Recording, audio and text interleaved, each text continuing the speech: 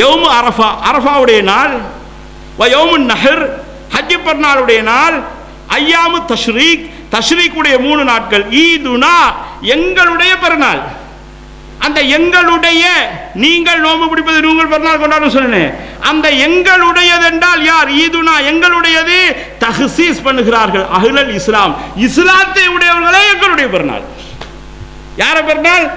இலங்கையிலே இஸ்லாத்தை உடையவர்களே எங்களுடைய பெருநாள் சொன்னா, மதீனாவிலே இஸ்லாத்தை உடையவர்களே எங்களுடைய பெருநாள் சொன்னா, இல்லாட்டி ஜசீரத்துல் அரப்ல ஹிஜாஸ்ல இப்படி எந்த வார்த்தையும் போடவில்லை.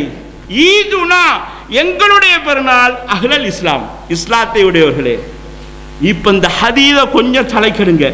ஏன் நோன்பு பெருநாளைக்கு சொல்லாத வார்த்தை ஹஜ் பெருநாளுக்கு ரசூலுல்லாஹ் சொன்னாங்க? இந்த முன்னறிவிப்பை ஏன் சொல்லுகிறார்கள்? சகோதரர்களே, நோன்பு பெருநாள் சில நேரத்தில் அடுத்த நாள் வந்துடுமா இல்லையா? நோன்பு முடிஞ்சதோட. ஹஜ் பெருநாள் வாரத்துக்கு எத்தனை நாள் போவோம்? 10 நாள் போவோம். அரஃபா வாரத்துக்கு 9 நாள் போவோம். இஸ்லாத்தை உடையவர்கள் எல்லாம் ஒன்று சேர்ந்து முதலாவது எங்க கண்டாங்கன்னு பார்த்து செய்யணுமா இல்லையா? எல்லாரும் ஒரே நாளில் அரஃபா நோம்பை பிடிச்சி பெருநாள் கொண்டாடணுமா இல்லையா? 9 நாள் கெப்பிக்கு தானே. நியூசிலாந்தும் ஒழுவ மாட்டான், ஹொனாலுவும் ஒழுவ மாட்டான், யூஎஸ்ஏயும் ஒழுவ மாட்டான், ஸ்ரீலங்காவும் ஒழுவ மாட்டான், இந்தியாவும் ஒழுவ மாட்டான், நோர்வேயும் ஒழுவ மாட்டான், ஒத்தருமே ஒழுவ மாட்டான். ஏன் 9வது நாள் நீங்க என்ன செய்யலாம்? அழகா நீங்க அரஃபாவுடைய நோம்பை பிடிக்கலாம். 10வது நாள் நீங்க என்ன செய்யலாம்? அப்ப என்ன சொல்லுவாங்க? அங்க ராவாயிட்டு இங்க பகல். அந்த ராவ் பகல் ஆகுறது யாரோட வேலை?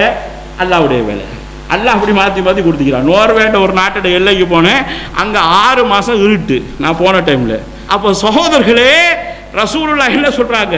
அஹ்லல் இஸ்லாம் இஸ்லாத்தை உடையவர்கள். அந்த பூமி சுற்றி வார நேரத்தில் ஒரு நாள் ஒன்று வரும்.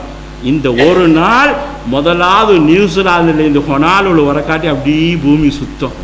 இந்த நாளில் நியூசிலாந்தில் இருக்கிறவன், ஆஸ்திரேலியாவில் இருக்கிறவன், ஜப்பானில் இருக்கிறவன், கொரியாவில் இருக்கிறவன், இந்தோனேஷியாவில் இருக்கிறவன், மலேசியாவில் இருக்கிறவன், சிங்கப்பூரில் இருக்கிறவன், இந்தியாவில் இருக்கிறவன், ஸ்ரீலங்காவில் இருக்கிறவன், கல்ஃபில் இருக்கிறவன், இந்த நாளில் அப்படி எல்லாம் அரஃபா நோம்பு பிடிக்கலாம்.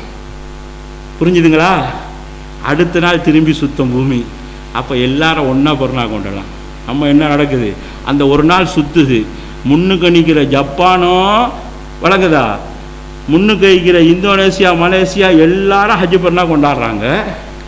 பின்னுக்கு வைக்கிற கல்ஃபும் ஹஜ் பெருநாள் கொண்டாடுறு. நடுவுக்கு நிற்கிற ஸ்ரீலங்காவும் இந்தியாவும் நோம்பு பிடிச்சிக்கிட்டு என்னது இங்கே வந்து வெளிச்சப்படி வந்து சுற்றி பாருங்க, உலக படத்தை சுற்றி பாருங்க, அவன் எல்லாம் பெருநாள் கொண்டாடுறான். ஊவை மட்டும் அரஃபா நோம்பா. ஏன்னா அவன் தலைமைத்துவத்துக்கு கட்டுப்படுறாங்க. நல்ல தலைமைத்துவம் தான் இது. வழக்குதா? கட்டுப்பட்டுட்டு திருப்பி வந்து நின்றுக்கிட்டு 2வது நாள் சுத்த சொல்ல அங்கே 2வது நாள் சுத்துரு ஹஜ் பெருநாள் இப்படின்னு சொல்லி போட்டு சுத்துது.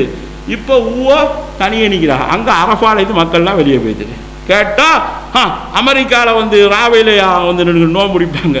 ஸ்ரீலங்காவுக்கு முதல்ல பதில் சொல்லலாம். அப்போ அமெரிக்காவை கலப்போம்.